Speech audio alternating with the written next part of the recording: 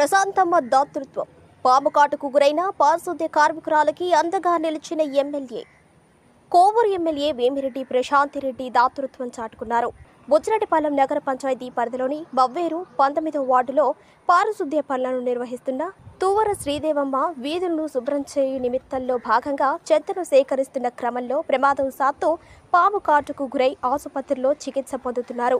విషయం తెలుసుకున్న ఎమ్మెల్యే ప్రశాంతిరెడ్డి ఆమెకు భరోసా కల్పిస్తూ 30,000 రూపాయలు ఆర్థిక సాయం అందించారు. స్థానిక టీడీపీ నాయకులు జొన్నలగడ్డ శివప్రసాద్ నాయుడు టీడీపీ నాయకులతో కలిసి బాధితులకు నగదును అందజేశారు. దీంతో బాధిత కుటుంబం ఎమ్మెల్యేకు ధన్యవాదాలు తెలిపారు.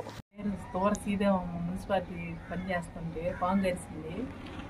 ఎమ్మెల్యే గారు ప్రశాంత్ రెడ్డి 30,000 సహాయం చేసింది.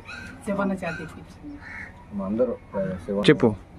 రెండు మంచి పనులు చేసినందుకు ధన్యవాదాలు అమ్మాయికి, అందరికి, శివన్నకి, అందరికి, మరలన్నకి, అందరికి, శివన్న